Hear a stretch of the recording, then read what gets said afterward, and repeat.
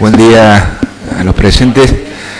En primer lugar, antes de comenzar con el objeto de esta audiencia, le quería consultar a los señores defensores, señor y señora defensor, cuáles son las razones por las que no estaban aquí a la hora que habíamos dicho que íbamos a dar el veredicto, que era 9:30. O sea, no el veredicto, los fundamentos. ¿Sí?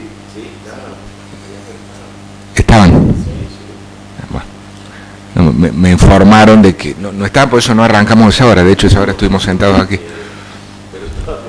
Está bien, se hicieron anunciar se hicieron anunciar por mesa de entrada, o se anunciaron por mesa. ¿Ah? ¿Pero a qué horario, Carlos? Bueno. No, está bien, no, si han estado, no dije nada, era esa cuestión. Bueno. Bien, vamos entonces a abrir o a continuar con la audiencia en este tema.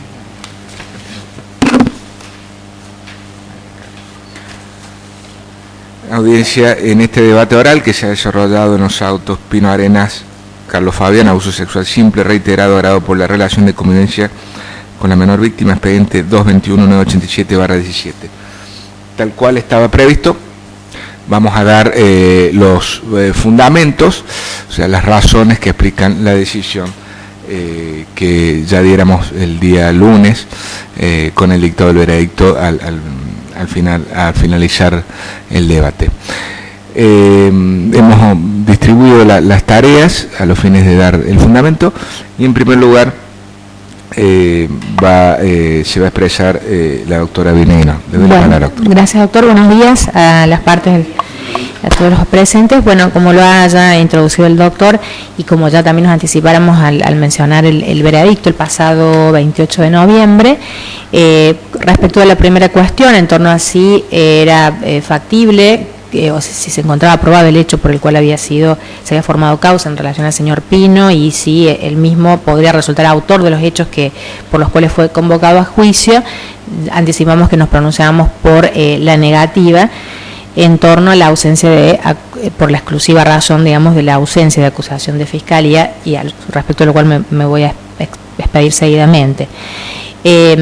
Cabe hacer notar que al inicio de la causa se expuso una teoría del caso por parte de las partes, pero en lo que me interesa recalcar la teoría propuesta por el señor fiscal de la acusación, fiscal de juicio, al inicio de la audiencia y en base a las prescripciones del nuevo Código de Procedimiento, más precisamente el artículo 186, en torno a lo que se pretendía probar con el desarrollo del debate, las pruebas que se proponían para dar basamento a la misma y la calificación que ab initio o en un comienzo se había tenido como probable.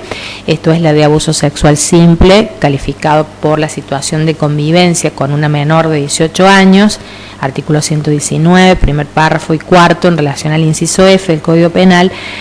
El señor fiscal de Cámara, y con un criterio que consideramos atinado por cuanto en el análisis de logicidad de su exposición lo entendemos correcto, con la prueba que se alcanzó a producir en el marco de las audiencias no fue suficiente para llegar al grado de convencimiento necesario para condenar, esto es, el grado de certeza. Hago una sucinta mención que se contó con la declaración de quien resultara en un comienzo como presunta damnificada, la señorita Luisa del Valle Pino, quien, luego de presentarse, manifestar que ya es mayor de edad por contar con 18 años en base a las prescripciones del nuevo Código Civil y Comercial, refirió que el señor Pino se trata de su padre, por considerarlo así, en razón de que ha vivido con ella desde su muy corta edad. Aclaro esta cuestión porque también se había aclarado por parte de Fiscalía que no serían técnicamente su papá biológico, sino quien la habría reconocido, cuestión que no ha sido cuestionada, pero no obstante lo cual tenía asidero en marcar en un comienzo la calificación en el inciso F del párrafo cuarto, en razón de que también comprenda el padre afín o el padre reconociente, es decir, la gravedad del ilícito permitía calificarlo en el mismo articulado, ¿no? Más allá de esta disquisición, ¿no? Técnica, ¿no? Más que nada. Bueno, la señorita Pino, además de aclarar que sería su papá, que se trata de su papá, manifestó que en ningún momento su padre le habría efectuado nada o alguna circunstancia, no existiría, digamos, ninguna circunstancia que podría llegar a constituir algún acometimiento del tipo sexual en relación a la misma y que podría configurar la base fáctica para encuadrarlo en alguna de las figuras típicas del 119. Es decir, ocurre en este momento un problema de evidencias probatorias que constituyen el primer obstáculo para que la Fiscalía pudiese avanzar en la consecución del debate. En este sentido, compartimos también el criterio del señor fiscal en cuanto a que nos pareció firme el relato de la víctima en este aspecto, coherente, conciso, también en cuanto a que ella también negaría haber manifestado esta cuestión a terceras personas, y puntualmente lo que me pareció muy importante esta pregunta es en torno a si alguien le habría manifestado lo que tenía que declarar en esta sala y a lo que indicó que no. Estas circunstancias, entonces, ante la negativa o el desconocimiento puntualmente de la víctima, quiero hacer una mención. Yo sé que mis compañeros en esto se van a explayar.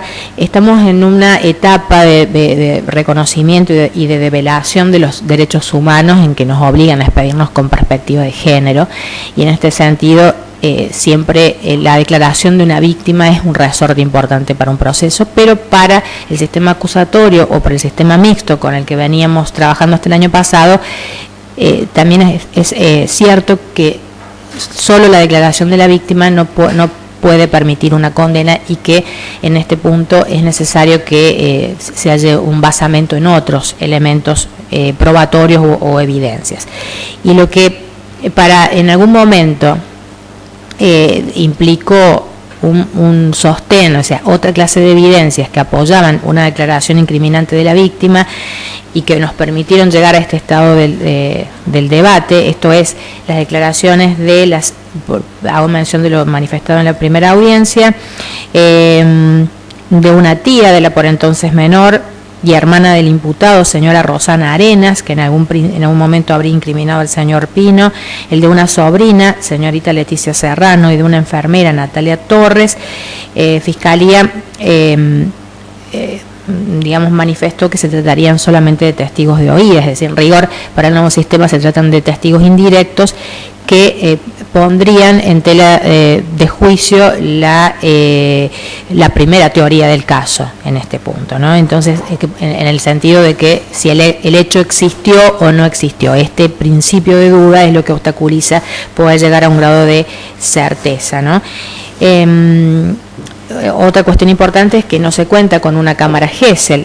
En cualquier contexto de abuso sexual o cualquier tipo de delito que implique algún menoscabo de alguna cuestión que involucre un aspecto de género, siempre, y principalmente en los abusos sexuales, siempre este elemento probatorio, la cámara Gesell, es un resorte muy importante, no solamente porque se cumple con el derecho a ser oído de cualquier niño, sino además porque satisface estos parámetros internacionales de respeto de derechos humanos. Bueno, en este caso concreto no se contó con una cámara Gesell, en consecuencia tampoco con un testimonio de algún psicólogo que lo hubiese labrado, lo que, reitero, le impidió a Fiscalía poder sostener la teoría del caso.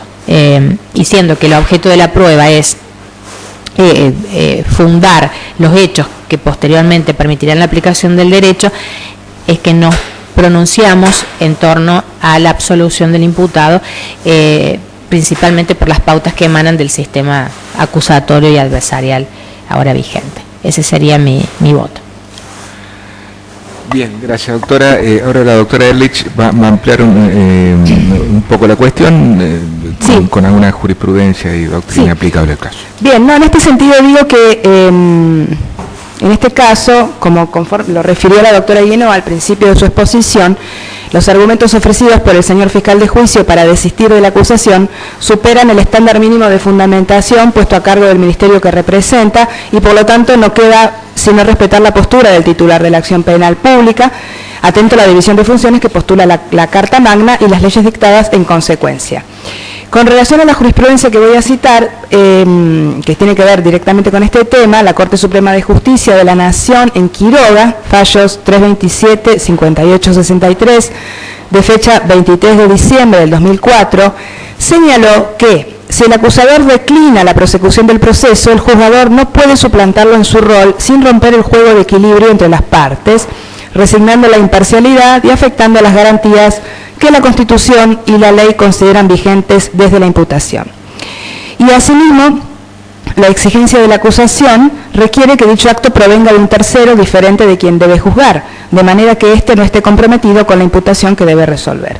Asimismo, hay numerosos fallos del cimero tribunal, por ejemplo, Tarifeño, García, Mostaccio, y que resuelven en igual sentido. Y apegada a esta misma lógica, la doctora María Angélica Gelli, en su comentario al artículo 18 de la Constitución Nacional, expresa: el principio constitucional de la defensa en juicio de la persona y los derechos requiere, en materia penal, la pertinente acusación previa a la condena, y que la exigencia de la acusación como forma sustancial de todo proceso penal salvaguarda la defensa en juicio del justiciable, sin que tal requisito contenga distingo alguno respecto de quien la formula. Comentario del artículo 120 de la Constitución, María Angélica Gelli, Constitución de la Nación Argentina, comentada y concordada, página 320 y 585, tomo 1 y 2, editorial La Ley, Buenos Aires, 2011. Bien, con relación a esto ha terminado mi exposición. Bien, gracias, doctora. Realmente los fundamentos vertidos por mis colegas han sido absolutamente extensivos y completos. Tenía pensado agregar algunas cuestiones, pero digamos, todo lo que diga va a ser meramente reiterativo. De todos modos, hacer hincapié en esta cuestión. Hoy nos encontramos abordando un cambio de paradigma en la provincia de San Luis, que tiene que ver con la adopción de un sistema acusatorio adversarial pleno, que ha cambiado ciertamente las reglas de los debates orales, pese a que ya con la ley, con el código anterior, con la ley 1940, teníamos un debate o una etapa en principio acusatoria, que era esta, pero con otras reglas que quizás brindaban al tribunal mayores posibilidades de conocimiento de los hechos, por lo menos de los hechos que se traían a debate. Concretamente, antes el tribunal podía tener acceso y estudiar las constancias que surgían del expediente que ya se había formado durante la instrucción. Eso ha cambiado, ha cambiado el paradigma. Hoy por hoy son las partes las que tienen que informar, traer al tribunal las pruebas de las que pretenden valerse, y son solo esas pruebas, o sea, esas evidencias que aquí se terminan transformando en pruebas, las que podemos tener en cuenta al momento de resolver. Ciertamente que este fue una causa, diría un tanto atípica, tuvo una serie de vicisitudes y circunstancias. El señor Hansen cumplió una prisión preventiva bastante prolongada, obviamente estuvo sustentada en elementos de prueba, y digo bien elementos de prueba, eran eso en atención a que la causa había tramitado por el sistema del Código de Procedimiento Anterior, que posibilitaron el dictado de su procesamiento, prisión preventiva que en su momento fue también confirmada por un tribunal de alzada. Obviamente esto lo conocemos porque tampoco podemos desconocer que este tribunal ya había intervenido en resolver un par de cuestiones, justamente en la declaración de inadmisibilidad de la Cámara Gesell, que en su momento se había realizado. Aclaro, para el registro, la conformación de este tribunal para este juicio fue debidamente informada a las partes, nadie se opuso, estuvieron todos de acuerdo que intervinimos en el mismo. Y entonces, bueno, llegamos a esta situación en donde la prueba más importante, sobre todo en general en toda causa de donde se investiga un abuso sexual, la prueba más importante proviene de la víctima. Digo lo que, digamos, una cosa muy remanida, muy repetida. Carlos, ¿te podrías fijar quién está haciendo ruido? ¿Ah? Deben estar limpiando el techo y temprano que bien. Pero no por ello menos cierto, que es que estos se tratan de delitos en las sombras, de delitos donde normalmente no hay testigos y justamente se realizan ocultos de la vista o del conocimiento de terceros. Aquí hemos escuchado a la víctima que vino y si bien en su momento obviamente debe haber dicho otra cosa, porque si no, no hubiéramos llegado a esta instancia. Aquí se desdijo y entiendo que el mismo fiscal aclaró que ya había tenido entrevistas previas con ella, que con perspectiva de género pudo evaluar de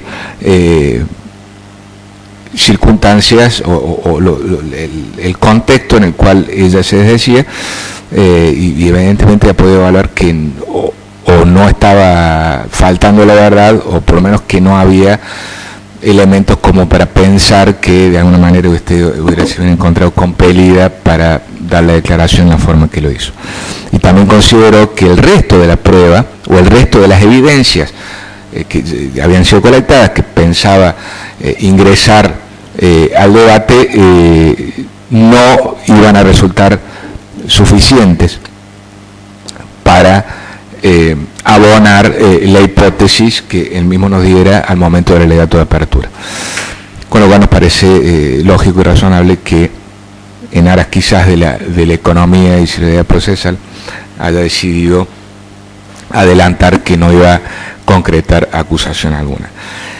Y justamente al no tener acusación y al no tener otros elementos probatorios para valorar, pero fundamentalmente al no tener acusación, este tribunal se encuentra absolutamente vedado de resolver de otra forma que no sea en la que finalmente resolvió. Hay cuestiones que vienen de mucho antes de la implementación del Código de Procedimientos, del nuevo Código de Procedimientos en la provincia. La actividad requerente del Ministerio Público Fiscal fue ya prevista con absoluta claridad con la modificación de la Constitución en el año 94, en su artículo 120, que hizo mención la doctora Ehrlich.